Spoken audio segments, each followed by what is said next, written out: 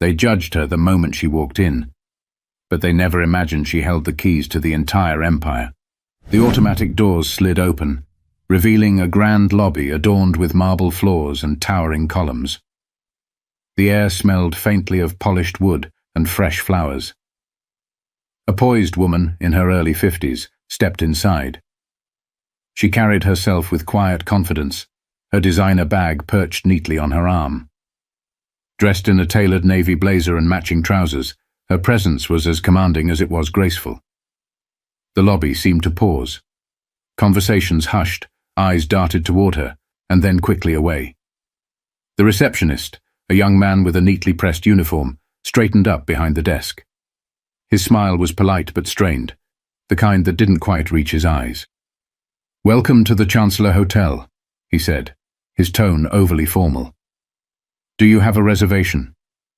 She nodded, her voice calm. "Yes, under Elaine Hart." He glanced at his computer screen, his fingers hovering uncertainly over the keyboard. "Ah, Ms. Hart," he said after a beat, as though surprised. "You've booked a suite with us." His voice carried the faintest edge, as if the words "with us" held more weight than they should. "Yes," Elaine replied simply, her tone unwavering. She slid her ID across the counter. The receptionist processed her check-in with exaggerated precision, his eyes flicking between her and the screen as if double-checking her validity. When he handed her the key card, his fingers brushed hers briefly, and he flinched slightly, recovering with a quick, nervous laugh. "Enjoy your stay." Elaine offered a gracious smile, her poise unshaken, and moved toward the elevators. But as she walked away, she felt the heat of curious gazes trailing her. By the time the elevator doors closed behind her, whispers had begun to spread among the staff. But Elaine didn't need to hear them to know exactly what was being said. Elaine's suite was stunning, a sprawling space with floor-to-ceiling windows overlooking the city. The decor was tasteful, with plush furniture and carefully chosen art pieces. Yet, as she set her bag down on the sleek leather couch, the faint sting of her earlier interaction lingered. It wasn't new, but it never quite stopped being jarring. She decided to order room service. Picking up the phone, she requested a light dinner and a pot of tea. The voice on the other end of the line was pleasant enough, but there was a slight pause when she gave her room number, as though confirming she wasn't a mistake in the system. When her meal arrived, the server, a young woman in her 20s, hesitated at the door. She glanced inside the suite, her eyes subtly scanning the room, as if expecting to see someone else. Elaine thanked her with a warm smile, but the server's polite facade didn't hide her unease. The next morning, Elaine ventured down to the lobby for a coffee. The barista took her order without issue, but a group of guests nearby stared openly. A man in a tailored suit whispered something to the woman next to him, who gave a faint smirk. Elaine could feel the weight of their judgment, unspoken yet palpable. She held her head high, ignoring the heavy stares, and returned to her suite. Later that afternoon, she visited the hotel's boutique shop. The clerk greeted her with a tight smile, trailing her through the store under the guise of assistance. Elaine reached for a silk scarf, and the clerk immediately chimed in, "That's quite an expensive piece." Elaine turned to her, her expression calm. "It's lovely.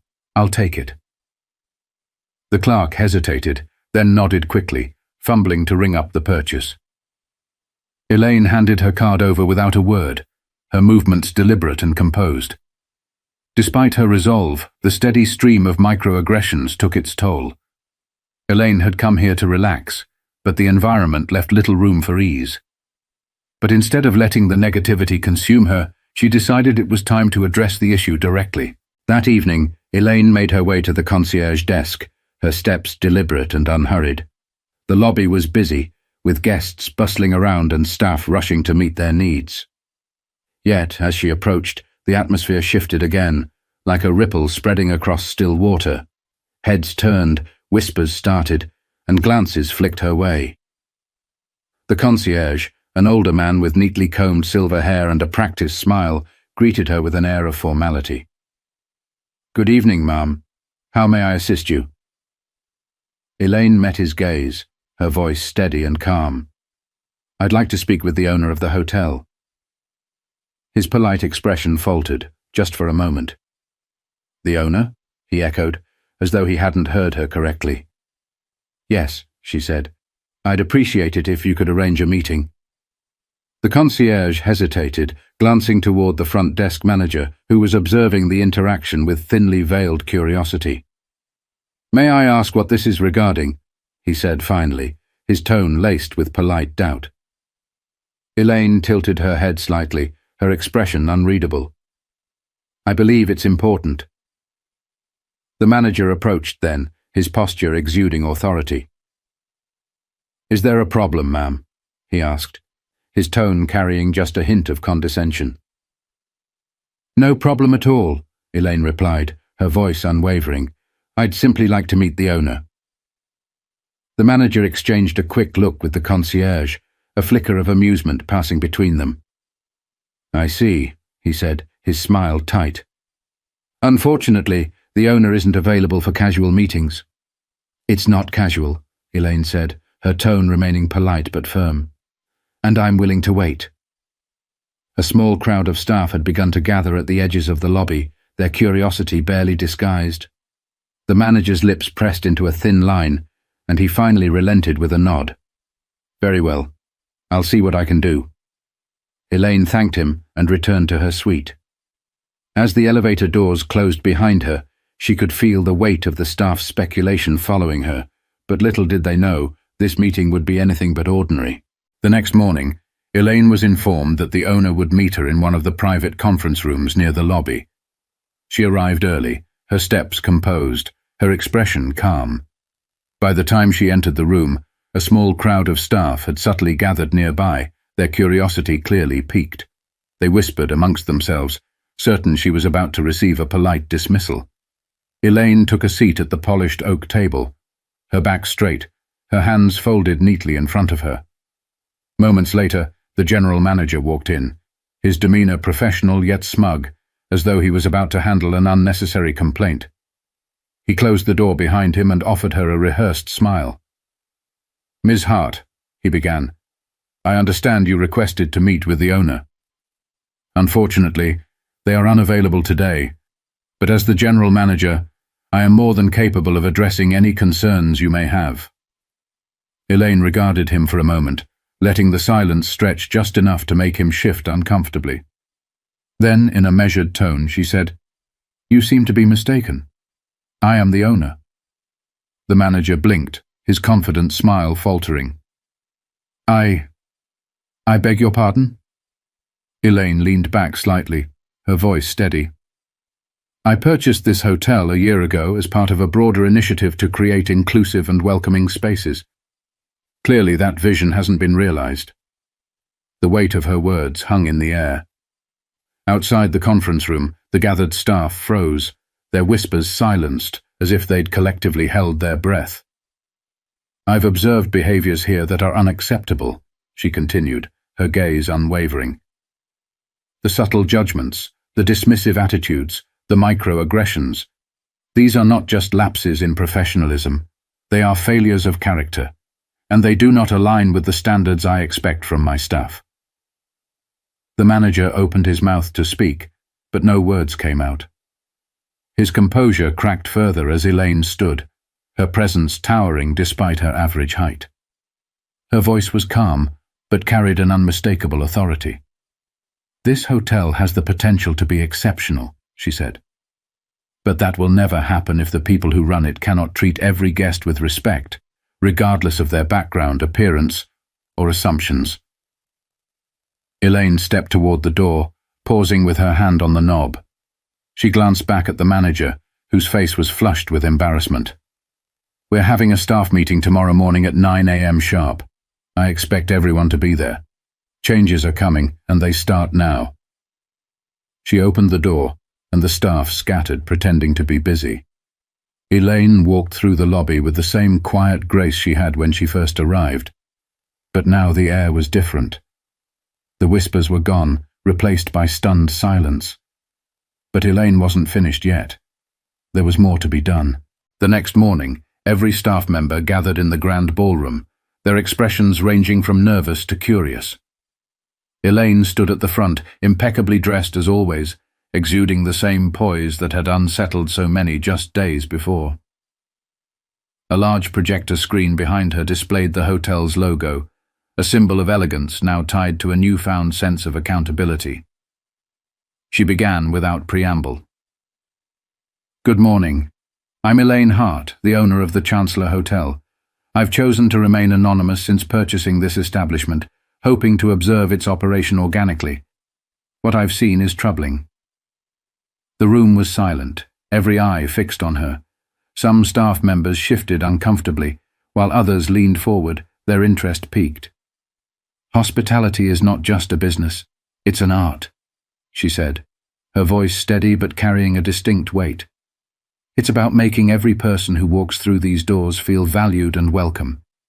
Yet what I've experienced here is a culture of exclusion, a culture that undermines not only the dignity of our guests, but the very values this hotel should stand for." She let her words sink in before continuing. "I'm not here to shame you. I'm here to change this." Effective immediately, we're implementing a comprehensive training program focused on inclusion, respect, and the principles of true hospitality. Each of you will be required to attend, regardless of your role. She paused, scanning the room. "Additionally, I will be establishing an anonymous feedback system for staff and guests alike. This will allow concerns to be addressed promptly and without fear of retaliation." A few staff members exchanged glances, murmuring softly. Elaine raised a hand, and the room fell silent again. "If you believe this is asking too much, you are free to leave.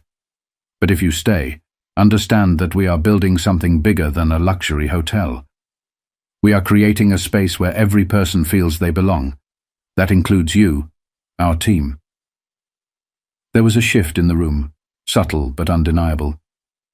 Some nodded slightly, others sat straighter, a flicker of understanding crossing their faces. "And one last thing," Elaine added. "I didn't come here to demand perfection. I came here to demand effort. Growth is messy, and mistakes will happen, but what matters is how we learn and move forward." The meeting concluded with a round of applause, hesitant at first, but growing stronger. Elaine remained composed, though a small smile tugged at her lips.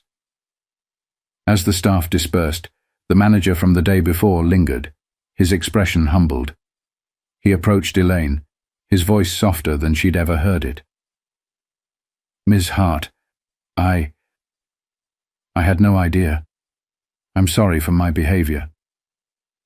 Elaine looked at him for a moment, her gaze unreadable. Then she extended her hand. "Apology accepted. Let's focus on what comes next." He shook her hand, his posture less rigid, and walked away. Elaine watched him go, feeling a glimmer of hope. But this wasn't just about one hotel. Her mission had only just begun. Elaine stood by the window of her suite later that evening, looking out at the bustling streets below.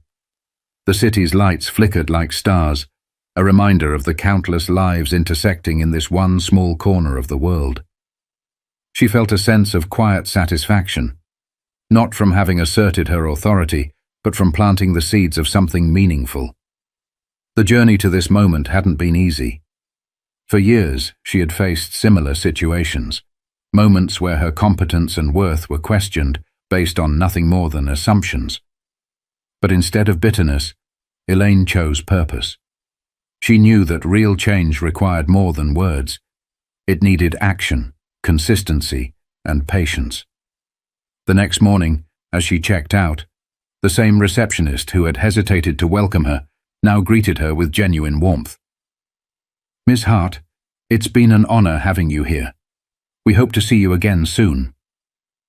Elaine smiled, her response sincere. "I'm sure you will." As she stepped outside, the cool morning air filled her lungs, carrying with it the promise of a new day. Elaine didn't just own hotels, She owned the belief that dignity and respect should be non-negotiable, no matter where you came from or who you were. Her story is a reminder that change often begins with one person willing to stand firm, speak up, and lead with grace. It challenges us all to confront our own biases, to be better, and to demand better. Not just for ourselves, but for everyone around us. So the next time you encounter a moment of prejudice or unfairness, ask yourself, how can I choose grace? How can I make a difference? If this story moved you, share it, discuss it, and subscribe for more stories that inspire reflection and change. Together, we can build a world where dignity isn't a privilege, it's a right.